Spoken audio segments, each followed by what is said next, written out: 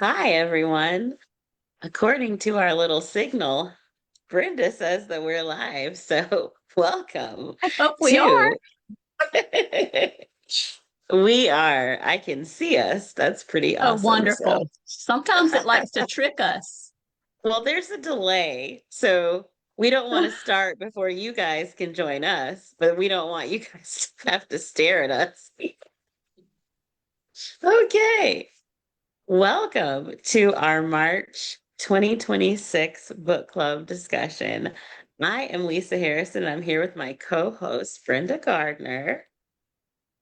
And we are super excited tonight because we're going to be discussing this fabulous gem, The Forget Me Not Library, with Heather Weber. And we loved this book. We know how much you guys have loved this book.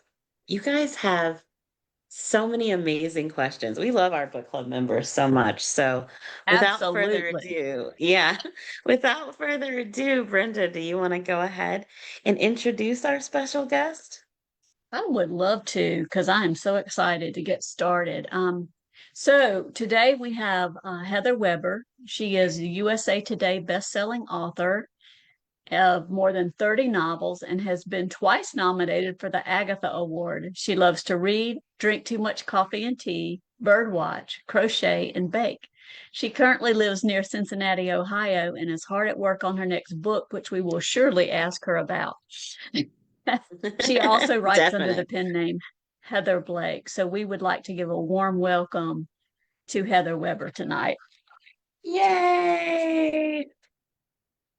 Hi, everybody. I'm doing book dancing tonight. It's my new. Yeah, yeah. Okay, we might be a little punchy.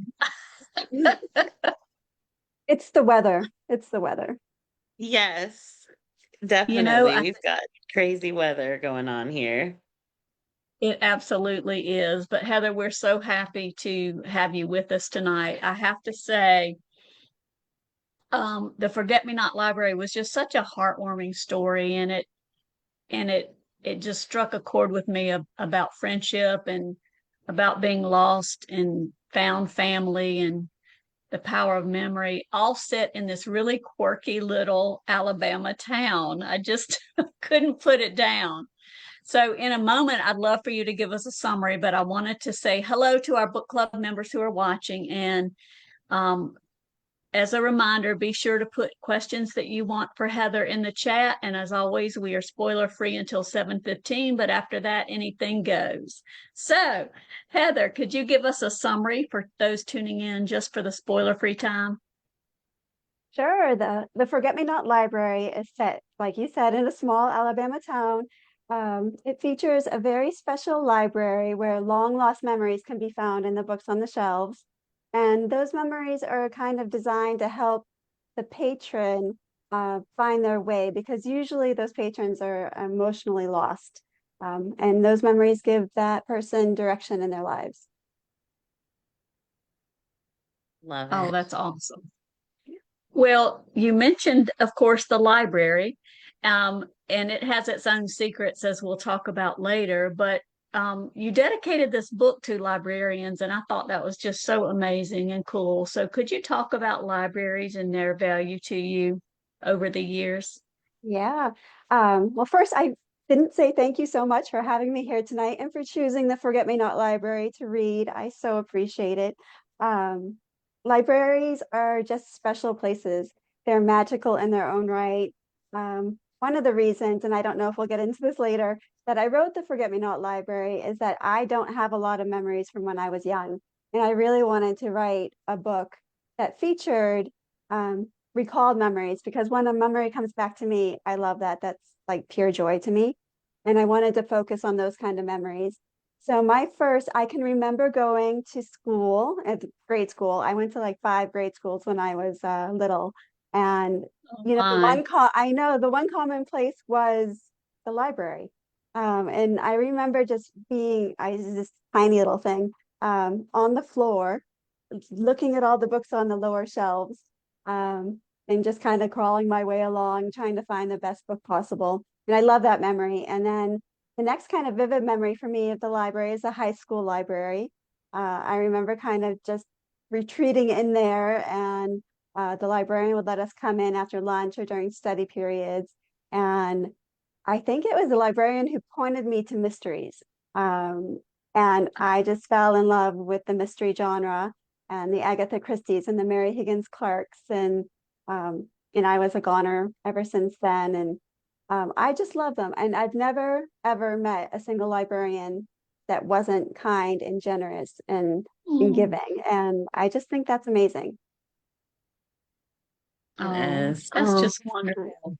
I feel the same way about librarians. I always, yeah. they're just always the neatest, coolest people.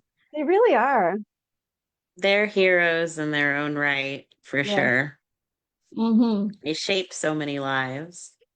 One of my Um, favorite, oh, sorry, go ahead. oh no, no, please go Yeah. ahead. Oh, one of my favorite library stories is I have a good friend, Shelley Franz, who some of you actually may know. She runs the Save the Cozies Facebook group, and she's a librarian in Oh, Illinois. And she's been a longtime friend. I think we met when one of my mystery series was out ages ago. And I had been online talking about how I wanted to learn how to crochet. I was a knitter for like a minute because I have tendonitis so in my wrists. And so two needles kind of didn't work for me, but I was like, oh, maybe crochet will work. And Shelly's like, well, you're coming to Illinois soon on a book tour. Why don't I teach you how to crochet? I can just stay after one of your events. And um, that's the heart of a librarian to me. I went to that event. It was at Anderson's Bookshop in Naperville, Illinois. And after the event, Shelly and I sat down. She brought me a hook. I still have that hook. And she taught me two or three stitches just to get me going and get me started. And that to me just kind of encapsulates a librarian. And she was very kind and sweet enough to read an early copy of the Forget Me Not Library to make sure I got all the library parts right. And she was, yay. yes, I know.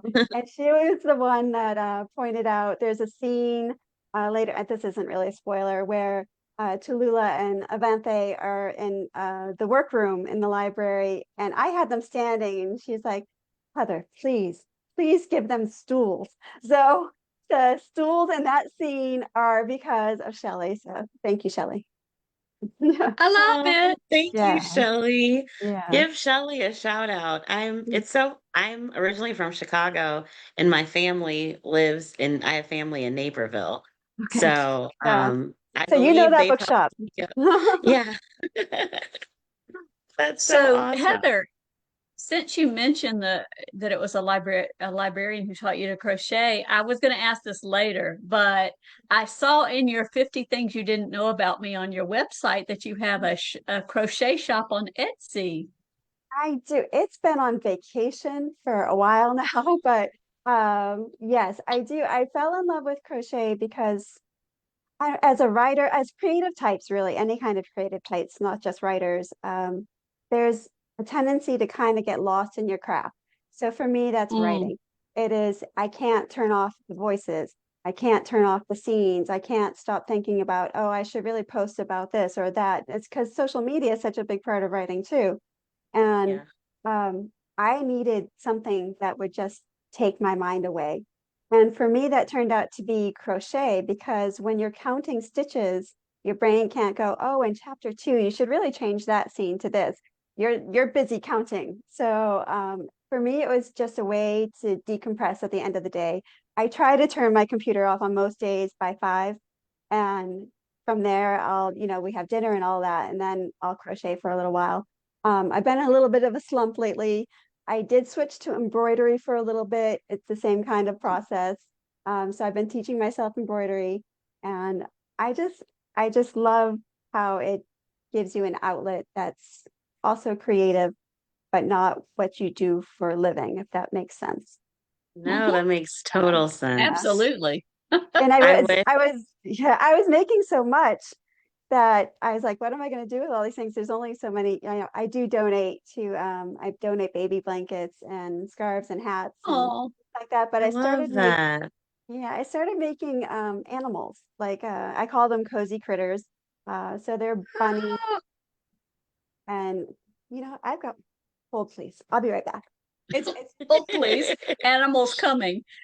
I know I was literally thinking, I want to see a cozy critter. It was on the other side of my office. Oh, Okay, I've got like I make bunnies. So oh, those are I don't know if you can see it, the cute. headband, and she's got a little Oh my vest gosh, on. And then I that's made beautiful. thank you. For the Coffee Shop of Curiosities, in that book, there's a chicken named Cluck Cluck. And so for the release of that book, I made a whole bunch of chickens. So I don't know if you Oh, can see her, but she's got Adorable. her little that is crown and her so little cute. wings. And I do all my critters with little heart buds. So they all have heart buds. That So is I sell them, but I haven't restocked my shop in a little while. so Wow. what's the name of the shop? People in the chat are exploding hearts and they're Oh, blown thank you. away. Like you another It, talent that you have.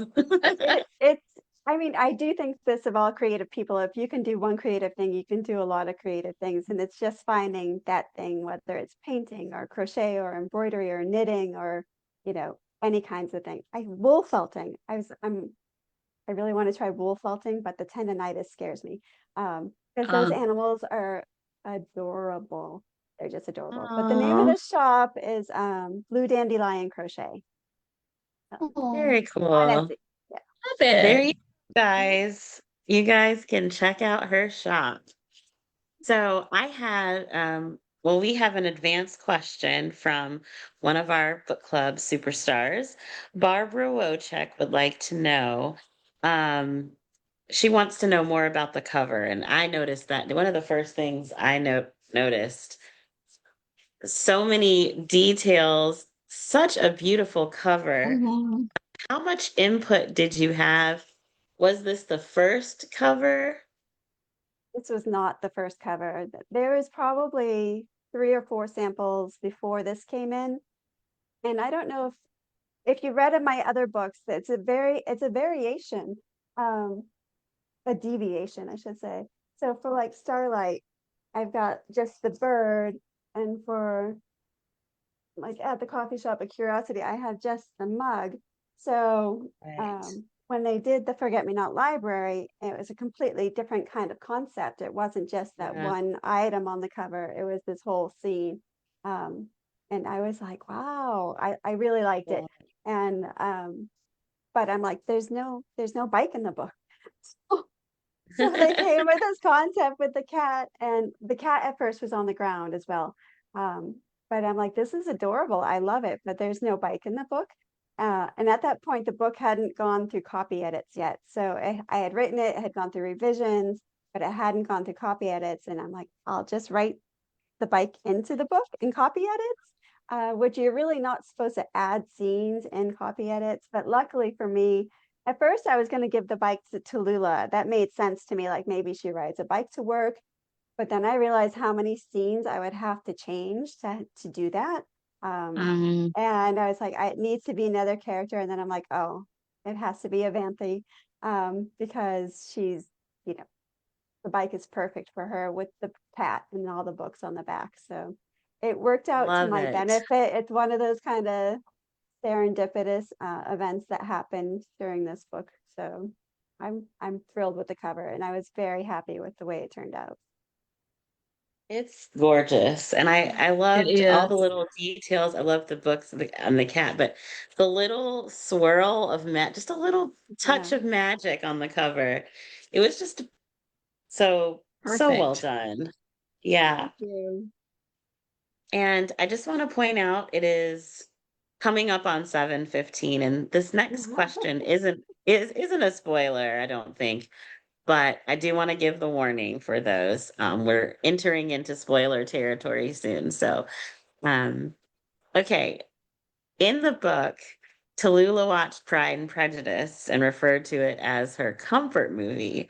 Mhm. But Tallulah and Juliet had different versions of Pride and Prejudice that they liked. Juliet watched it with her, but she preferred the Keira Knightley version, which came Right. out in 2005. And then Tallulah watched the Pride and Prejudice, kind of like the mini series the BBC version with Colin Firth. So my question is, which one is your favorite adaptation? If it's that one of those two, or what is your favorite adaptation? Because there are so many great ones for Pride and Prejudice. And for those watching, same question.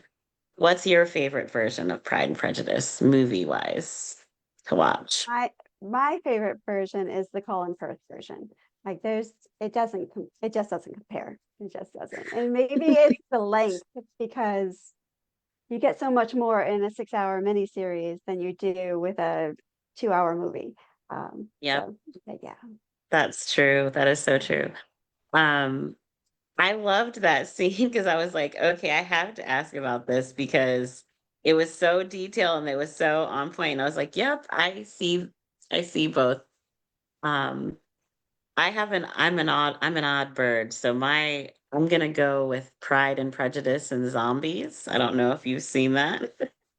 I I haven't. loved that version of it because it was so, you thought it was gonna be like a campy, silly horror movie, and it was actually a really good movie. I just want That's to give that one a shout out. Not my that's favorite, but it's up there.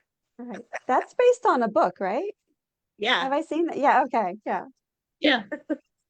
So in the chat, we have a couple. Lisette said she likes Keira Knightley, and Barbara likes Colin Firth. Maria Mhm. likes Colin Firth. Peggy says Colin Firth. Oh, we should have done a And poll. Leah says Colin Firth. So we've got a couple. They're still coming in.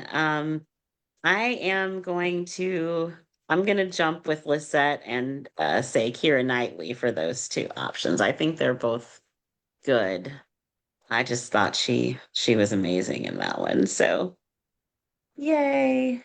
And oh, Yay. Diane wants to know if they're both still available to watch.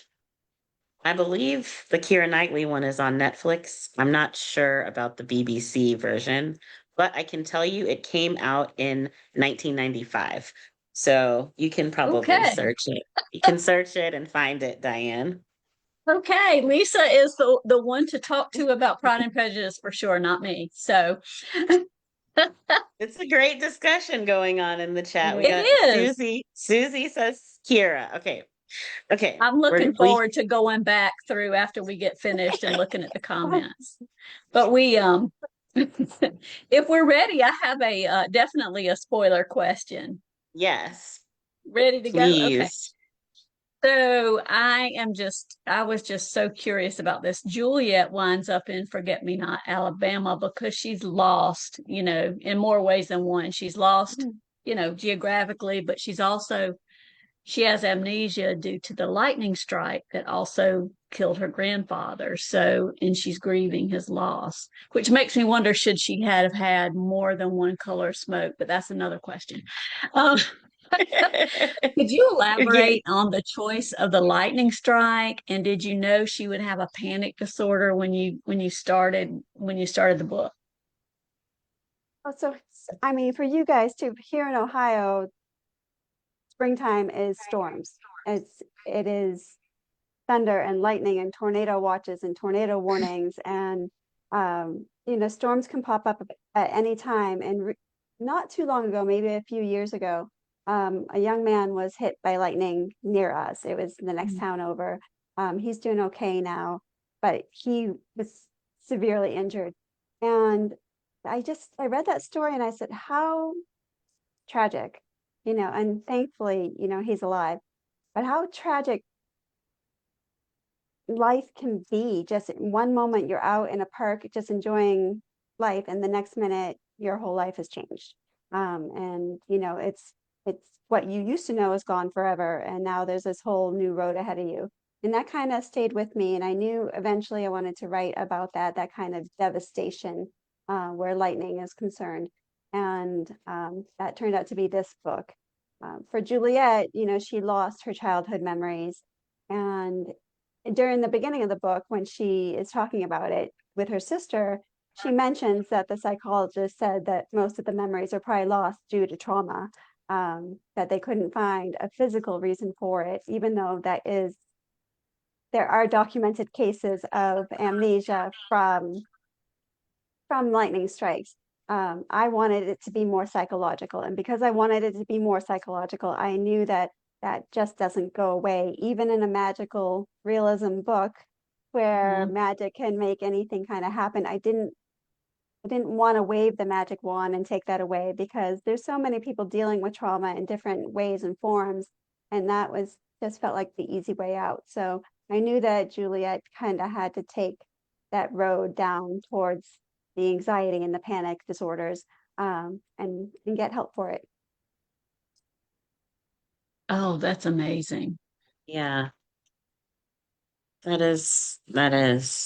Um, I actually have a friend who was struck by lightning when she was a child. Mm. She's a book club member. I won't disclose who it is, but she read and loved this book. I just wanted you to know that. She read and loved this Yeah, book. thank you. Oh, Um, so I have a question.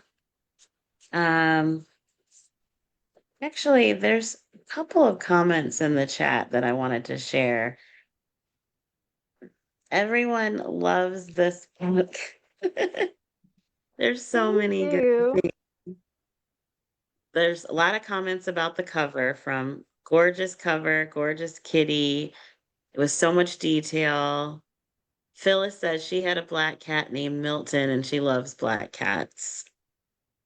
They're so And sweet. I wanted to share some of these with you. They go by so fast. Um, and wanted to share that. Okay.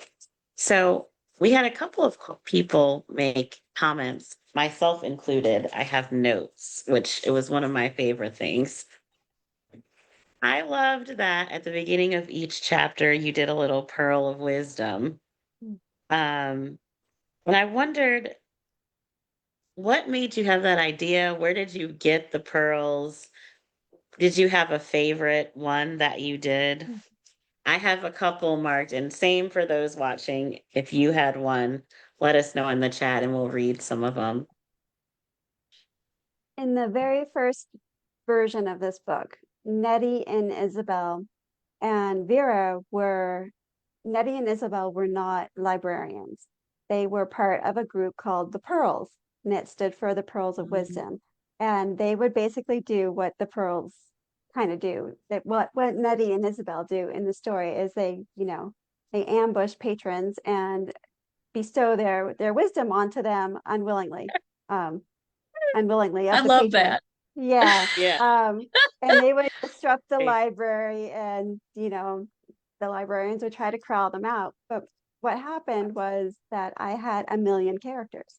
So I had all the librarians that were kind of in the background that weren't major characters. And then I had the pearls. And of course, then I had everybody else in the story. And my editor's like, can we narrow this down? And so that's when Nettie and Isabel became librarians. And I lost the pearls, but I kept the pearls of wisdom for I each love that. chapter. Oh, yeah. And it was just kind of my way. It was kind of my love letter to the older generation, where these wisdoms are out there. They're all out there. Yeah. I don't think I wrote anything new in those wisdoms. Um, Mm. it's all advice that's been around. It's just been kind of lost through the years. And I think it's just important for us to remember that, the wisdom of the elders, basically, and keep it in mind and pass it down to, our kids and our grandkids. And so it stays alive because there's some good stuff in there. There Yeah, is some good stuff. yeah. I have a couple that I liked that I wanted to share. So, chapter 2, A Pearl of Wisdom from Nettie. Nothing, not one single thing can carry you off to a far off place faster than a book. Love It's that one. true. It is so true.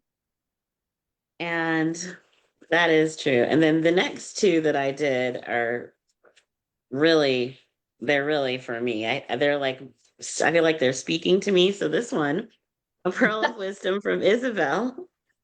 As a single lady, I'm a single lady, so this one resonated with me. Remember to ask the important questions early in new relationships, as in, what's your credit score? And then I'll end with one that I think Ron Block would agree with me on. This would go for our happy hour. Pearls of wisdom from Vera and Rennie. When life gives you lemons, add sugar. Heavens no, when life hands you livens, add tequila. Yeah, that one was good too. There are Oh, so many good ones. And I loved that. And we had so many people ask about that or wanted to know more about that. Um, they're posting. Okay, I'm seeing if anyone they're coming through. Uh, so I'll come back and see if anyone shares the full ones. My favorite is Vera's balanced diet is a cupcake in each hand. That's a life motto I can get behind. Yeah. Yes, that's another great one. There were so many great ones. So thank you for that. Our members really had a good time with those, myself included. I did. I now want to go back and reread them because I want to make sure I kind of savor them because the book is so interesting. You're, reading Yeah. them, but you're Mhm. wanting to see what happens. And so, Yeah. Um, Another question. Did the concept of the magical library come first, or did the characters in the story bring you to that? Um, the magical library came first. I knew I wanted to write about a place that returned memories to people. So what better place than a library to, bring back a little bit of knowledge. And so I knew I wanted to have a library and I knew that it'd be magical. And then it was just figuring out the way the magic would be done. And what better way than to bring in a library cat? Um, to me, it was better to me to have the cat pick the books than have them just like, magically falling off the shelf or something like that. I wanted the cat, the cat Deckel is a character in the story um, in and of, I don't want to give, oh, we're spoiler free, in and of Yeah. herself at this point. Um, yeah, that and was I, even Yes. yeah. yeah, and I really wanted kind of to tell her story too. So that's just, I love characters. I love characters. I will have tons of secondary characters in every book I write. You do it I so love it. well. Yeah. Yes, Thank you. you do. Well, And just to spend another moment on Deckel, I just absolutely love Deckel. I loved her name. My black is in honor of Deckel tonight. oh, And I love that she selected books that have that magical ability. mhm. And I'm kind of going off road a little bit here, but I think the most powerful one for me was, and we are spoiler free, so when Deckel pulls shoves the book and has Tallulah realize that Avanthi has the 10 that she's been looking for all these years. That was just so amazing. And that's not a question. I'm just saying. Yeah. We needed her to have that closure. We needed Tallulah and we needed Avanthe to have that closure. So no better person than Deckel to make sure that happened. Absolutely. And I probably should have saved that one for a little later, but I do have I do have an actual question to ask. And we alluded to it earlier, but the different colors of the smoke was really fascinating to me. It's something different for each situation. Like I Mhm. think I'm trying to remember if it was the last guy who had purple smoke, which meant his heart was lonely. How did you come up with that as kind of a visible, I don't know, manifestation of the magicness? I wanted to kind of, at first, when I first wrote the story, I didn't have the smoke, and it just needed it. I needed the residents of the town to be more involved in what was going on. Um, so they knew that they had to help these lost souls that, made their way there, took the detours, and found their way there, because that's where they were going to heal and forget me not. And so the townsfolk needed a way to be able to help those people. They needed a clue as to what was wrong. Because if you've ever gone through trauma, it's like it's not the first thing you tell people. So Right. if it was up to Juliet, Such a maybe good point. she never would have told them that, oh, this whole thing happened to me. She'd probably be like, get my car fixed and leave town. But because the people knew that she was grieving, um, it changed the dynamic of how they related to her. And um, I think that's what was needed. So I was like, well, how can I get that across in a car breaking down? And then, oh, well, smoke. So then I was coming up with the different colors and what they all meant. And that was just, whimsy. So I love it. Yeah, me too. Michelle in the chat wants to know if you have any cats. I had cats growing up, but I don't have them now because I have kids with allergies. But maybe one day. Maybe every time Yeah, I see one, I'm like, please. My in-laws have three, and every time I go over there, it's like, give me the kitties. But so I understand. I'm allergic to cats, so I I know they're always, so sweet they're though. so cute. I always love them Yeah, from afar. yeah. So I get it. And then there is one quote I'd like to read. Um, Peggy says one of my favorites was Nettie's. Always remember, darling, if no one died, it can be fixed. That was a That was good a good pearl. one. And Leah says, my quote I took from the book was, just make sure you're doing it because you want to do it. Regret can be a lifelong companion. That's Mm. another great one. Yes.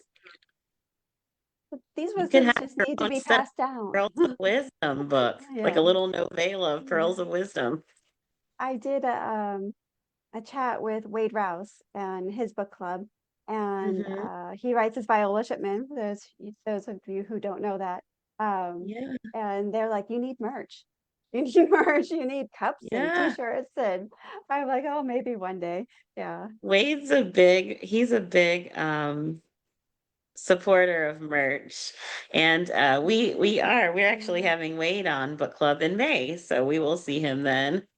He's wonderful. And yes, the business side of writing, there's nobody better, I don't think. Like he does such an amazing job, and I'm taking notes. I love it. Love it. Yeah, that's so cool. Love the wisdoms. So there was one other thing that I loved in the book that I thought was a fabulous idea. Speaking of book clubs, was the cookbook club. I Mhm. had never heard of anything like this, and I wondered, is this something that you've done before? Same for those watching, if you've done it. But the question is, if you have, what was your favorite theme or dish of the cookbook club? So when Midnight at the Blackbird Cafe came out, and I think it was 2019, I was invited just north of here, just north of Dayton, Ohio. There was a cookbook shop. There was a Yeah, it was a cookbook shop. So it was a bookshop that was just cookbooks and kitchen gadgets and accessories. And they invited me to come up to their book club because they had a book club.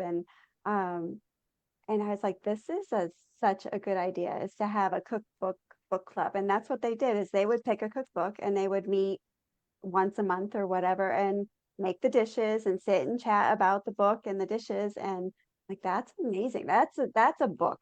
That's a book. And I kind of just Yeah. tucked it away, and I never was able to come up with a whole book for just a cookbook club. But I'm like, this book needs a book club, and that seems perfect. And so I decided that I would put the cookbook club in here, and my local bookshop, which is the Book Bus Depot. It's a book bus that gets parked in the depot at night, and it's now has a bookstore around it. They have a cookbook club, and I haven't been there yet. I need to do that.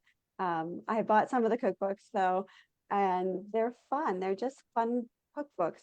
And I was at a library event this last weekend, and the library, because of the Forget Me Not library, formed a cookbook club for the library. And I'm like, that's just amazing. I just love the trickle down effect that my book could inspire that when I was inspired by the shop. And it's amazing to me. That's the kind of magic in life that I love to write about. I love that.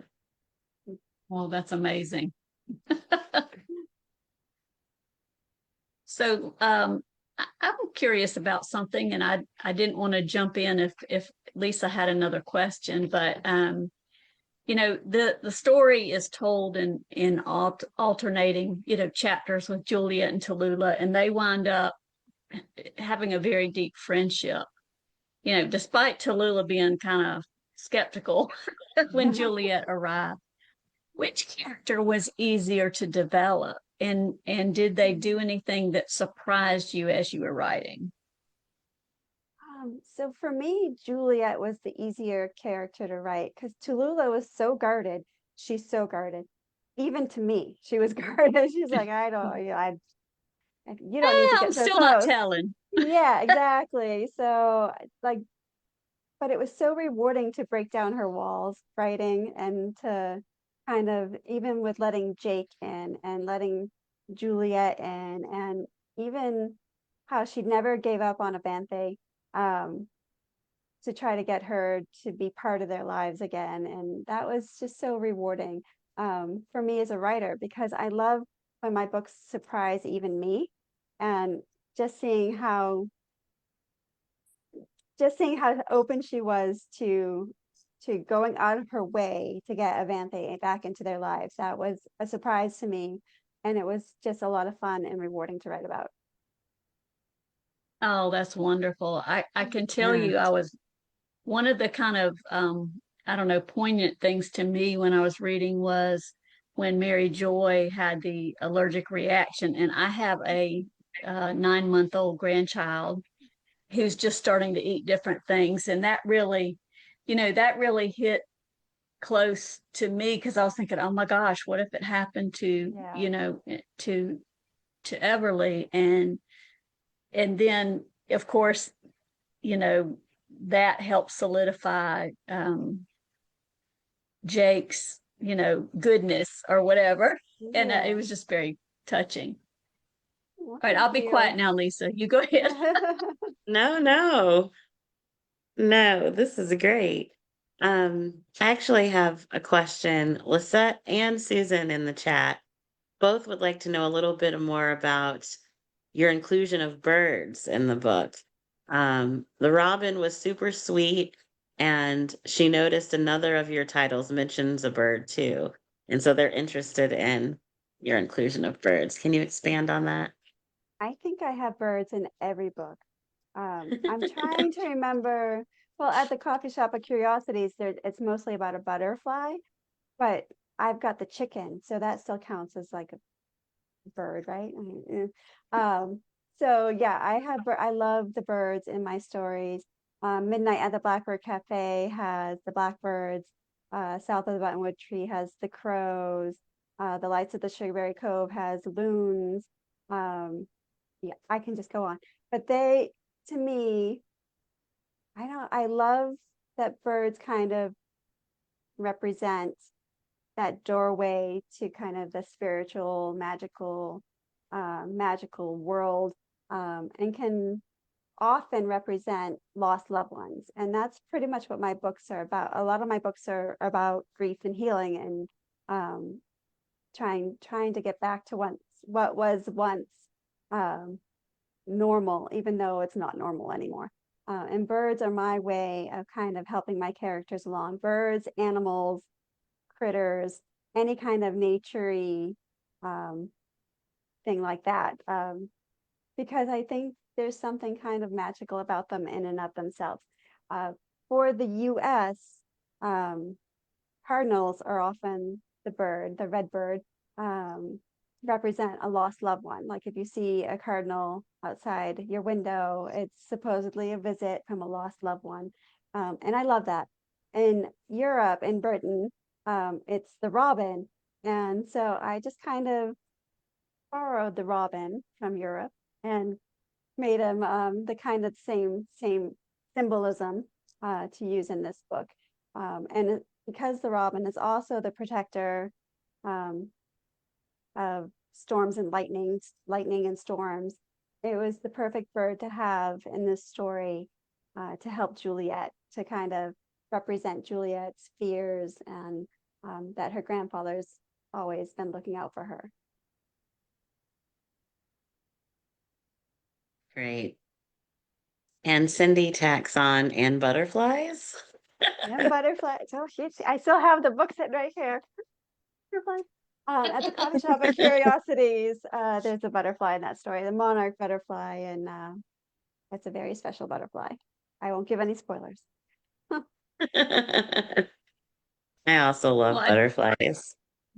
yes, I kind of have a follow-up too, because Maria asked an advanced question, and she also was curious about the smoke. So Maria says, I just love this book. In chapter 22, the story of the forget-me-not flowers, the library, and the black cat, and how all this came to be was beautiful. And do you have a favorite flower, given that it's forget-me-not, Alabama? I do. My favorite flower is the daisy because it reminds me of my grandmother. Um, Oh, and they're just so, I look at a daisy and it's just happiness. It's just happiness in a flower form with the white petals and the sunny little face. And um, I just love it.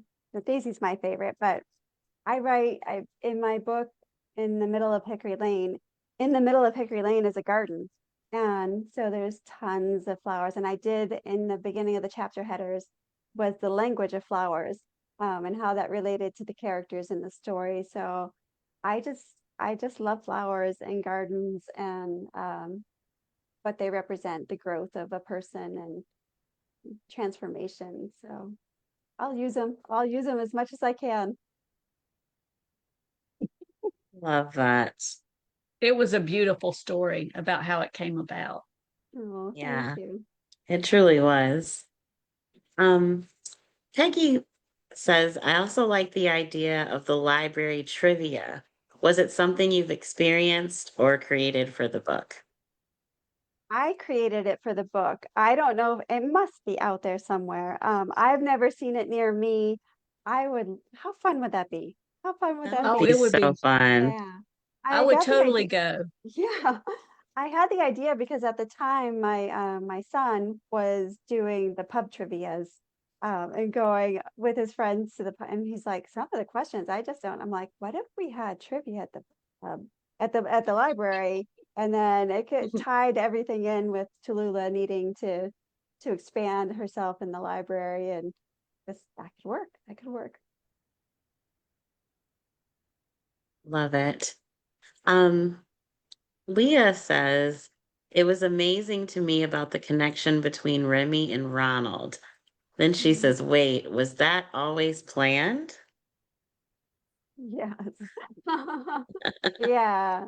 It was? It was, yeah. When I started the book, I knew why Juliet was on this road trip and exactly why she had been brought there.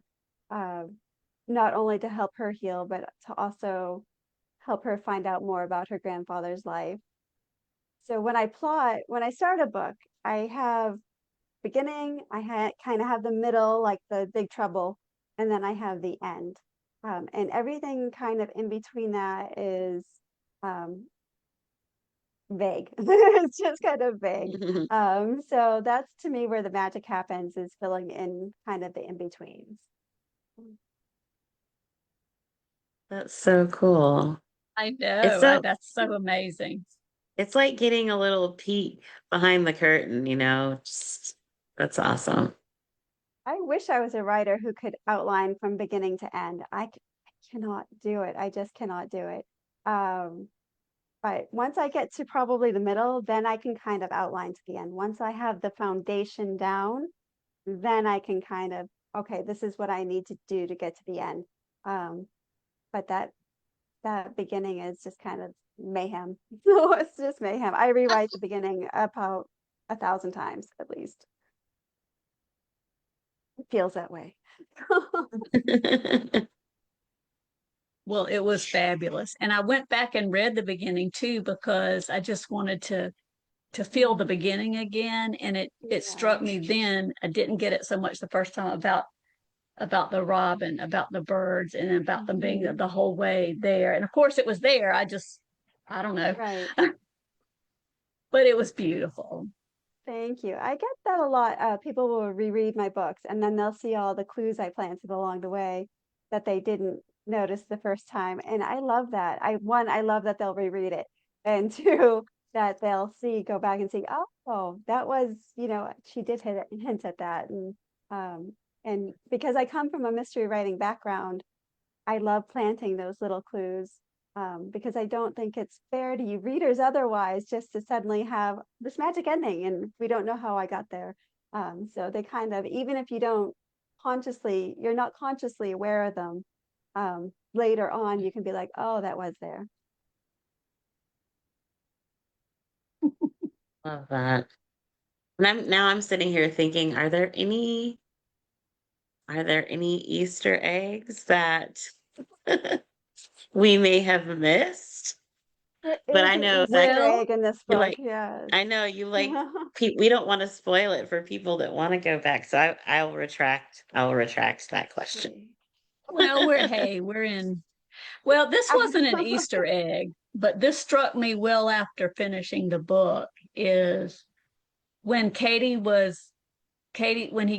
the grandfather couldn't find Katie, that's kind of the start of when she arrived Mhm. in Forget Me Not. And I was like, oh my gosh, Katie was lost too. And that started that whole storyline. And I don't know, it just struck me. Yeah. I I like don't the know that I line would where call, go ahead. uh, I like the line that I think it's Tallulah says it somewhere in the book that she thinks everybody's a little bit lost. So And that's so true. yeah. Very true. Um, we had a comment about the mystery of it. Hmm. And you mentioned your mystery background. Can Hmm. you talk a little bit about your mysteries and Oh gosh. switching genres or kind of mystery and then kind of going into Yeah. what was that like for you? So my very first books were historical romances of all things, sweet romances. I was trying to get published. This is way back when, and the steamboats were in town in Cincinnati on the Ohio River. It's called Tall Stacks, it's a steamboat festival.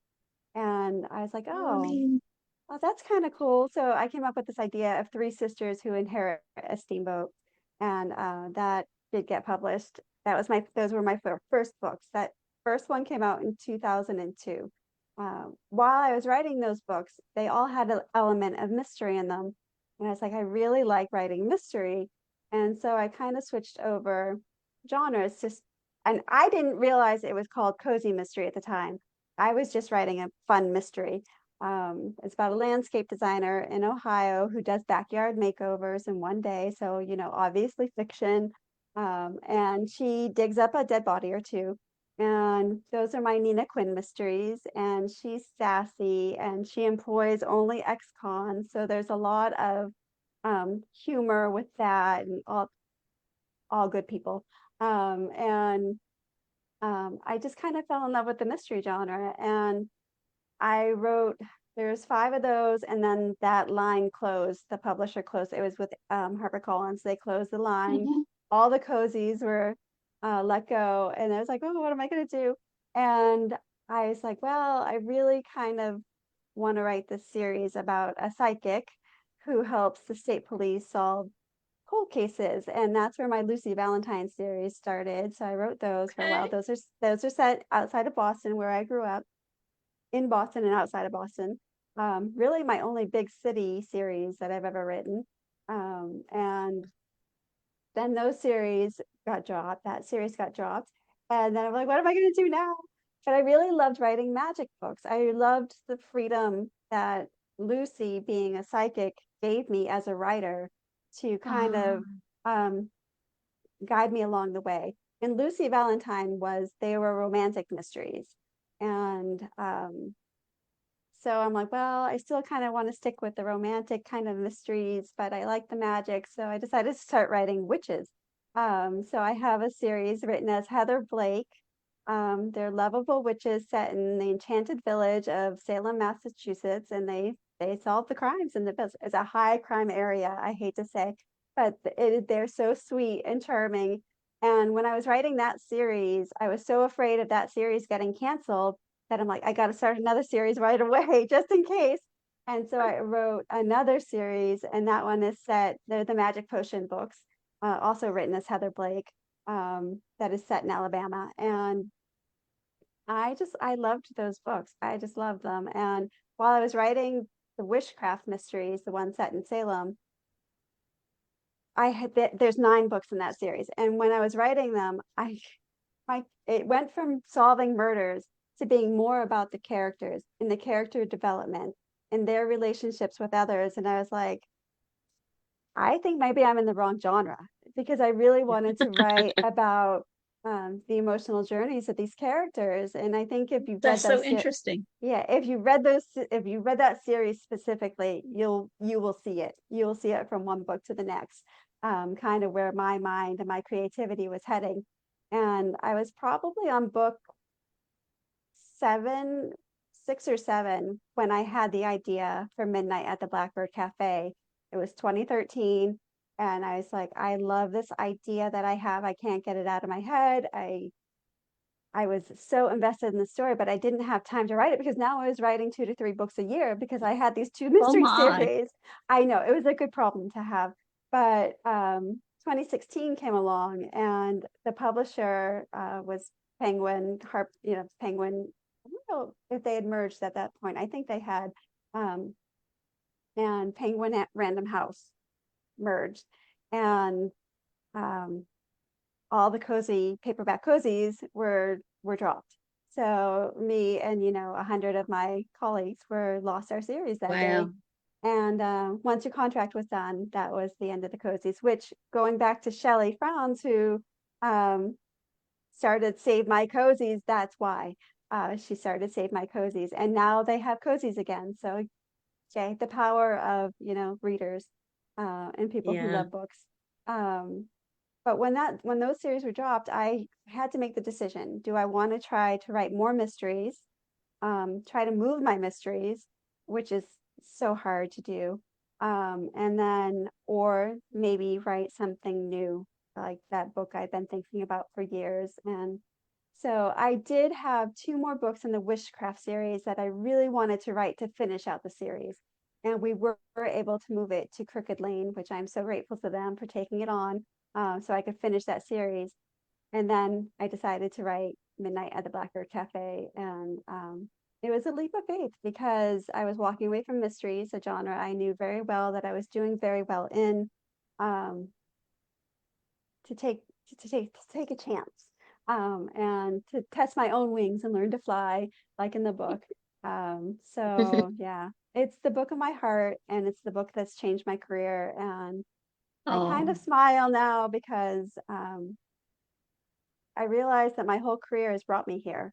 All, writing romance, writing mysteries with romance, writing mysteries with romance with a little bit of magic, and here I am. It's kind of full circle.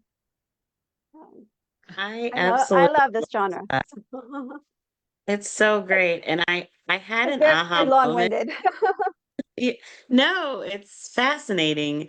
And you have such a like I had an aha moment because even though I read that you wrote under Heather Blake, it did not it just didn't switch until you said I love witchy books. And when you said the the witchcraft mysteries, I Yes. was like, wait a minute. I think I have read these books. Like I'm You a read fan. them. It I takes could away, see I isn't could see it? It takes Lisa a witch, almost yeah. jumping out of her chair. I was like, and then I was like, okay, I need to explain that. Otherwise, she thinks, Yeah. yes, it takes a witch. And Hmm. I don't know if all of them, but The there's witch before dying, a the witch good, the before bad, time, the witchy. Yeah. Yeah. the goodbye witch. Yes. I love that you know Some them and you still remember witchy, the some titles. like it witchy, some like it Yes. witchy. Oh my Yes. goodness. That was so funny because I know Lisa loves witchy books, and I could see her just, oh, Oh my gosh. I Yes. didn't realize that was you. So So yay. now that you know, could you Even see the bigger fan. trajectory? Yes. From I couldn't Wow. stop writing about Darcy and her sister and Harper and her aunt, and I'm like, I like the characters. I was so invested in those characters. Harper. Yeah, that I'm like, I need to write a book where I'm writing just all about the emotional journey, but I still have my little bit of mystery and I still have my little bit of romance. And um, mhm. I'm so glad I found it. So glad I'm here. Well, Love it. Yeah. We are well, too. well. Speaking of which, what are you working on now?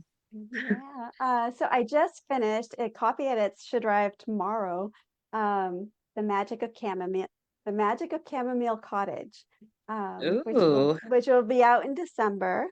Oh, It's all December. about, yeah, it's a small town in Alabama, and it's a tea shop owner and a writer who are cousins, and they kind of team up to save their little small town and kind of rewrite their history a little bit. Oh, that sounds fabulous. Yeah, Love it. it was one of the hardest books I've ever written in terms of just not to bring down the mood, but last year was really hard for me and I had migraines. I was diagnosed with chronic migraine, and it was just trying to write when you have a migraine is Oh, so it took me Can forever imagine. to write that book. I had like 3 extensions. I'm like, please, I'm like, I can't even form the words. But we finally Oh, got through it, and no, it's so good. I'm gonna be so happy when that book is out because really proud of it. Trying getting through it, to write that um, story and to tell the story, and you know, oh, perseverance and yes. good meds. Yeah. That helps. Yeah. Oh, this is great. Oh, well, before we're totally running out of time, which it's so easy to do. We have had such a great I know. conversation, but I could talk for another. I know. Before we do, we want to ask you, where can our members, if they want to get a signed copy of your of Mhm. obviously the Forget Me Not Library, but of any of your Right. books, where can they do that? And They also, how can they keep up with you? Okay, so for the books, my local bookshop where I always sign is the Book Bus Depot. I'm not sure of their website, but if you look up Cincinnati Book Bus Depot and just send Melanie a note, um, she will make sure that I will come in and sign that book for you. That shop is wonderful. It's a nonprofit. All the profits go back into the community, getting books to kids who need it most. And Oh, I Oh, I love love that. it. it's amazing, and it's amazing. And I love being there, and the shop is adorable. If you're ever in the Cincinnati area, you need to stop by and go say hi. And for me, I'm on Facebook. I think my page is Heather Weber Books. I also have a Facebook group. It's Heather Blake Weber Bookaholics. And it's a Love great it. little yeah, it's a great little community. Just click to join in, and I'll let you in. Just answer the question. Like nobody. Sometimes you get ones that don't Oh, answer the questions. I'm like, oh, I got the policy not to let you in if you don't answer the questions. believe So us, yeah. we understand that. Yeah. Oh, the spammers out there, they make everything so difficult. Um, Oh, no kidding. yeah, and on Instagram, I'm at Books by Heather. And so yeah, that's pretty much it. My website is heatherweber.com, and I also have heatherblakebooks.com. In the tabs on the website, there's all my books, and it has both my names. So if you just click on that, it will give Great. you my whole bibliography for both names, all my mysteries, way back to the very first historical romance. Oh, yay. Yeah, I Wow. love that. yeah. And I I personally know. recommend the on her website the 50 things list that you Yeah. don't know about her. Yeah, and if you go to heatherblakebooks.com, there's 25 more things you don't know about me. So all told, Oh. 75 things you don't know about me. 75 Yeah, things. yeah. Although now you probably know some of them. So We're gonna yeah. have to take a quiz next time. Absolutely. Yeah. Well, Oh, Heather, this has been delightful. we have so enjoyed having you on tonight and talking about the Forget Me Not Library. Thank you so much. We love the book. Our book club members did too. And let Thank me you grab so Did. mine much. so we can have one last.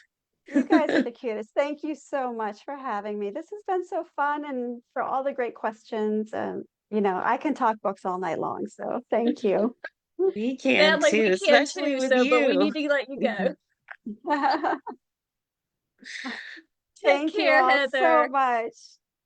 Thank you. Thank you. Bye bye. Bye. Wow. I usually try not to have like a real like out of the box reaction. Like normally I'll have it and I'm just like, oh, and but I was like like I totally Well, saw it myself and I was wasn't like, that obvious, felt like it but you was. were dancing inside. I could tell. I was like, oh my God, like it hit me and I was like, wait a minute.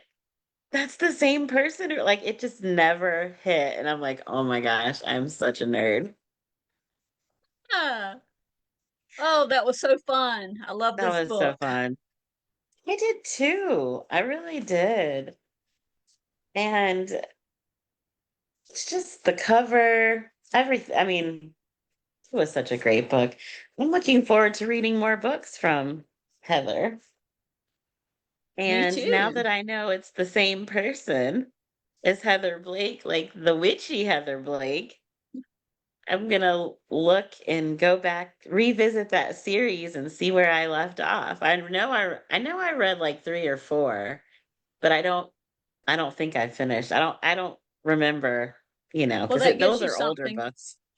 Yeah. Yeah, but that gives you something to look forward to if you didn't finish. You Yes, still got them ahead of you. So of yay. course. Yippee. Speaking of ahead of us, do you want to tell everyone about our April book pick? I sure do. I think I have it. I do. So, our April book club pick is Definitely Maybe Not a Detective by Sarah Fox. And we're going to be discussing it on April 20th at 7 p.m. Eastern Time. So, join us. I love her little dog in the picture. We got to ask her about the dog. Oh, yes, we do. And then this is it. Woo, I love that cover. It's just so cute. And then when you open it up, there's like little paw prints in the corners. Oh, yeah, that's so cute. And then after that, in May, on May 18th, we have a book club discussion with Wade Rouse, writing under his real name with That's What Friends Are For at 7 p.m. Eastern. And we're super excited for that. We are big fans of Wade. We know you guys are too. Yep. And then not long after that, we have our next happy hour with Ron Block and our surprise guest, June 4th, and that's at 7:30 Eastern, not our usual 7 o'clock, but happy hours are at 7:30. Yep. And then to round out quarter, we have, I'm trying to slow down and be very dramatic. Dun, dun, dun, dun, dun. Our June selection is our very own Christy Woodson Harvey and her Summer State of Mind, which I'm so looking forward to. Me too. It's always a fun time when Christy's on. So I'm Yep, it excited. sure is. So Yeah. that's our lineup. We will have events. They will each have an event page in the very near future. Um, so you'll not have to worry about remembering those dates, but it'll be on the events page. And we're Yeah. very excited. Super excited. We've got a great lineup. And also want to mention we're halfway through March. And our reading challenge prompt is to read a book by a indie or self-published author. And for those of you that weren't able to hang out with us last night, we had double the pleasure this week. So last night we did an indie spotlight with Shay Rodericks, Natalie Banks, and Marissa McFarland, who are three awesome indie or self-published authors, and they shared their experience and talked about their books. So if you didn't get to see it last night, you can watch the replay under the feature tab, or you can check it out on our YouTube page. It was a great conversation, and all three of their books sound amazing. So you guys should definitely check it out. They do. That was so much fun. That was a lot of fun. Hopefully we can do more of that in the future too, but it was just awesome. The interaction Yeah. between the authors too was really a lot of fun. Yeah, it was a lot of fun. And it's so great So to shine a spotlight on those that might not get as much, attention online, and just to support the selfie, in the indies. Yep, the selfies and the indies. the selfies. I didn't mean to say Lisa has selfie. coined a new phrase Of course I would say selfie. right That's here not what on the I, after show. oh Uh, Lord. all right. Well, I think we are ready to wrap up, Lisa, with the Yeah. selfies. The selfie. Okay, anyways. Oh, but So I have look. thoroughly enjoyed talking about this fabulous book. Thank you, book club members, for joining us, and happy reading. And before I say mine, we're going to close out with one other thing.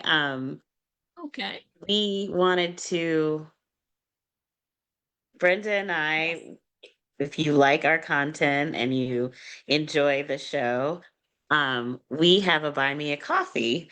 And the Buy Me a Coffee allows you to donate. If you like to, you have the option to donate any amount. We greatly appreciate, and we want to thank everyone that's already donated.